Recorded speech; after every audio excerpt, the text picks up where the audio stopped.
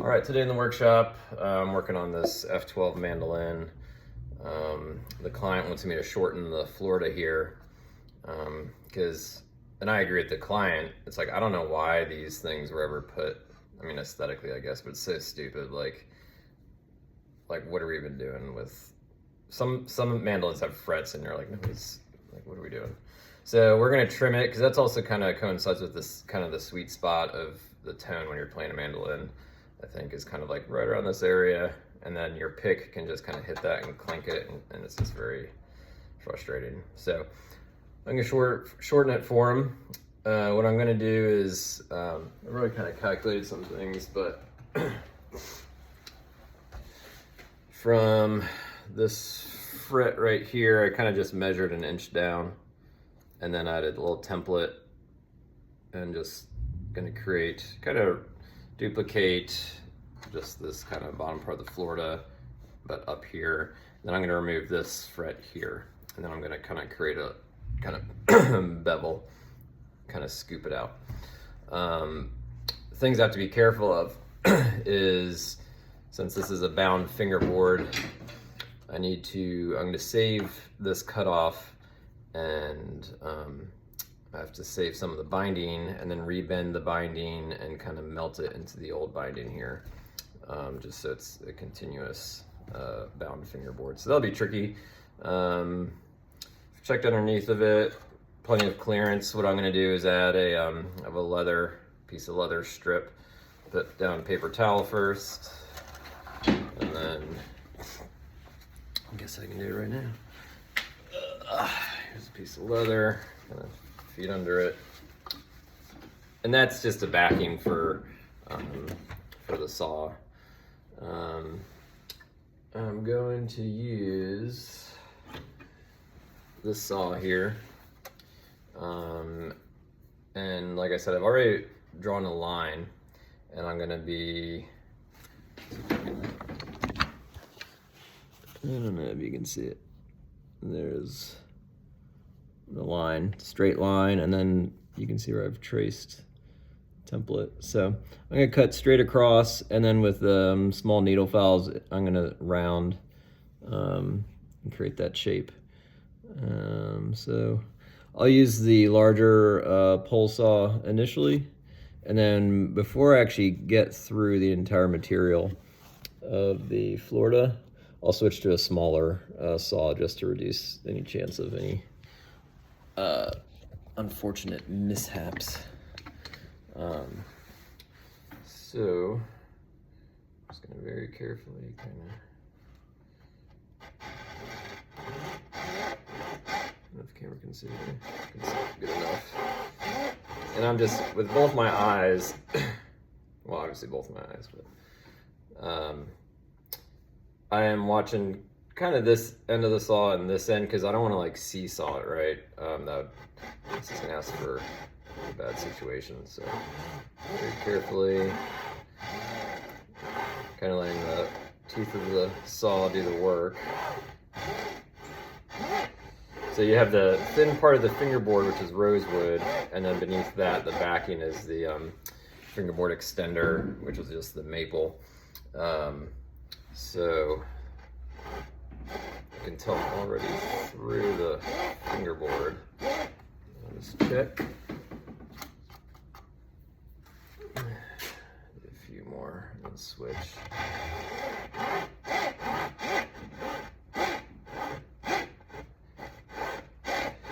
For this client, I'm also making this adjustment on one of those other mandolins, and I moved the edge of the Florida like I'm doing now, but underneath of it there wasn't any stain applied when it was originally made, so there's a little kind of natural wood spots. So what I'm going to do is try to mix some pigments and kind of do some like touch-up work, so it's not like just this random bare spot of wood there. So that's going to be a little tedious, but I'm going to do my best with kind of matching that and kind of do some spot finishing with it. So anyway, for that, I'm going to use this little saw here, and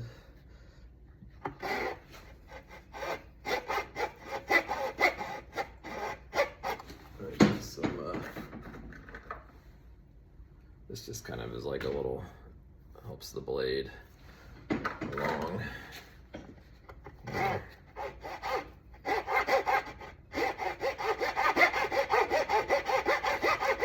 And the length of the leather,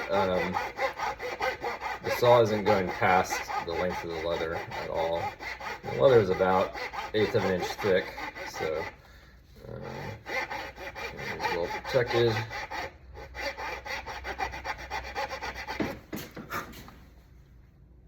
Alright, still a little bit to go. If I was really good at like editing videos and doing all that crap, I would be like, this is where I'll fast forward the video and all that, but I don't know how to do that. I guess I could try. I mean, based off of some of the videos and people you see out there, like, well, if they could do it, I think I could do it too. Yeah. Again, could use a bigger saw or do this, but I'm really not in a rush.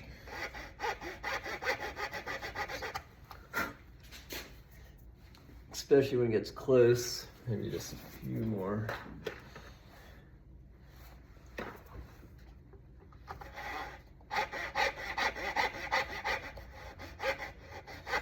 Alright. I guess I'll make awkward small talk while I do this. Started to rain outside, so I'm kind of like in a weird headspace. Kind of makes me like reflect on everything. And it's getting dark early, so that's super fun. Like 5 o'clock it gets dark now. So yeah. Been learning a lot about stoicism and all that, so it's been cool to listen to that stuff in the workshop and listen to Ryan Holiday a lot, and that's helped me kind of regroup. And just eyeballing it.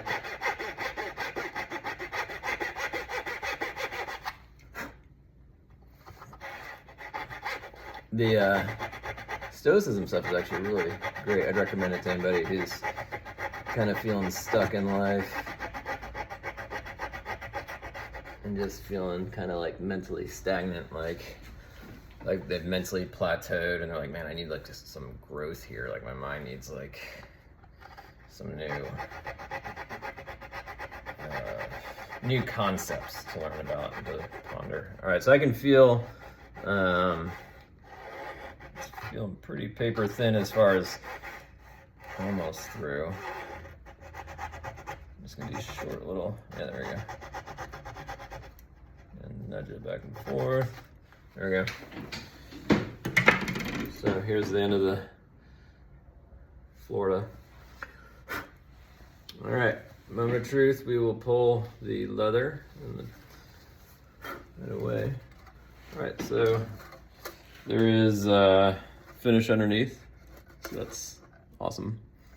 So the next step, what I'm gonna do is, I'm gonna use some needle files. I'm gonna apply the same kind of protection under it, the paper towel first, because it's soft, and then the leather. And then I'm gonna follow, basically what I did is I have another one of these, and I'm just using that as a template. And so I'll just kind of put it on the end here and write on it, but then take a pencil and draw around it. And it shows me where I should work up to. Once I do that, then I'm going to use just like a little soldering iron to heat this fret. And I'm going to pull that fret out and then kind of create the scoop from the last fret here all the way to the end. I'm saving the scoop part to last because I want the appropriate dimensions from where it's curved. Just visually, I want to make sure everything's kind of nice and smooth and even. All right, again, I have to save this because I'm going to need the binding off of this. So let's do this here.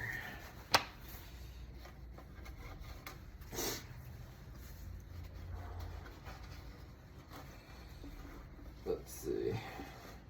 It's under there. Sure, there are a lot of ways you can do this. I'm sure you could use like a Dremel and kind of rest it on here and just kind of go around.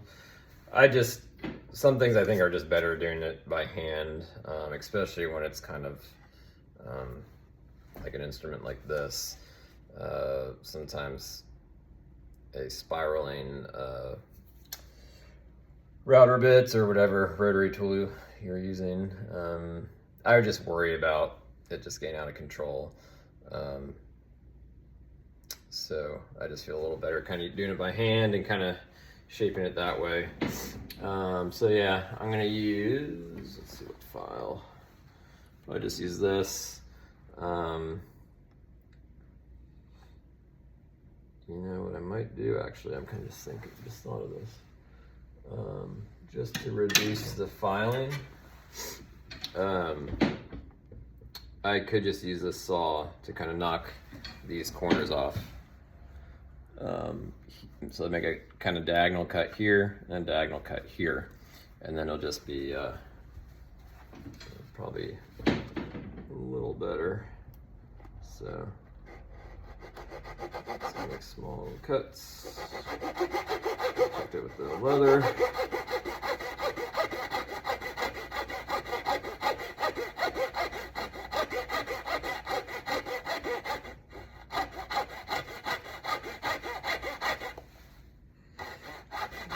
Checking progress. That's that flaked off.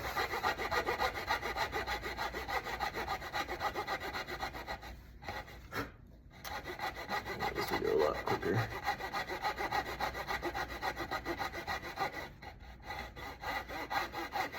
And you can't see because the camera is only in one spot, but I'm also using just my fingers as kind of the rails to support the saw. So it's just kind of creates 2 points where the saw, you know, kind of guides it, so it's not going to wobble back and forth. So especially kind of delicate things like this, and kind of using tactile hand, you know, things, your senses is like one of the best tools you can use as opposed to power tools. I just feel like your senses are better than the machine in a lot of ways. So you can just feel the wood, how it's giving, how, you know, if it's about to like give me some tear out. So you're kind of really in tune with the instrument you're working on. So let's see, I'm going to rotate it like this, and I'm going to rotate this leather, and I'm going to make sure that's fine. I'm just going to do the same thing, just use my thumb, my index finger, and then I'm planting down with these 3 fingers, and then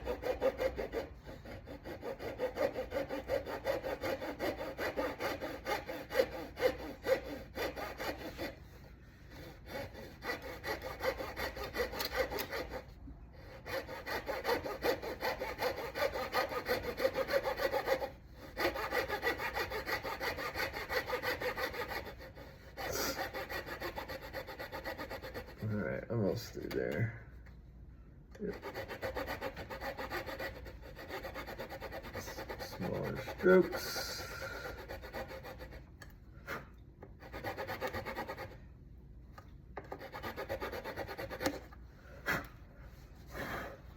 All right. So it's getting there. So that feels like a better way to start with filing. Something to be aware of too, if you're doing this, is, again, my camera ability sucks here, but whatever. You know, kind of be aware. Look at it from all angles, right? Like you have your fingerboard, the thickness is,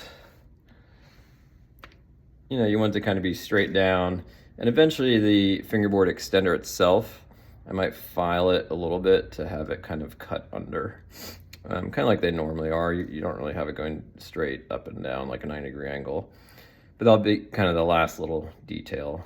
Right now I'm just going to kind of shape this curve here, and then I'll kind of round that. Again, be aware of like grain orientation, possible grain run out. There's just a large variety of how the fingerboard extenders are applied. What I'm also going to do while I'm filing that is I'm going to get the soldering thing. Let that heat up for a minute. Let's rest it on some wood. Just to see if it catches fire.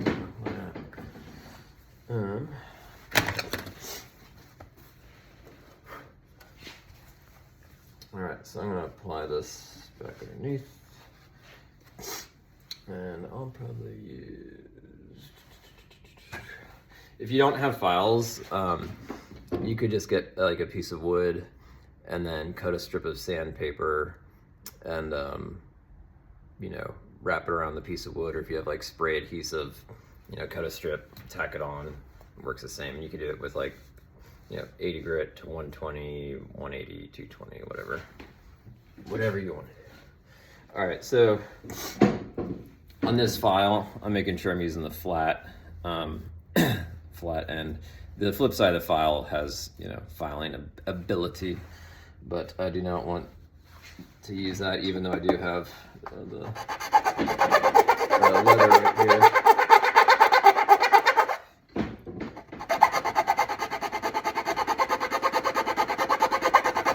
So I'm just filing and working my way up to the line that I drew earlier. And again, I'm all about just using your hands as a tool. When you're filing around, you know, you could easily kick this file into the end of the fingerboard here. And so what I like to do is just keep my thumb as like, okay, that's the end stop for how much this file can kick around. When I do need to kind of work down around the radius, what I'll probably do is get another piece of leather on top, just because it's a lot thinner than my hand, and then kind of just work around it like that. So it is tricky with things like this just because you have so many different angles that you're working with, and it's kind of a very awkward, tight working space, because you do have the scroll to be aware of how that rises up. You have the binding to be aware of, the frets. You know, on this side you have the whole point there. So you're trying to keep all these things safe, so you're not having to curse at yourself excessively. All right, blah, blah, blah.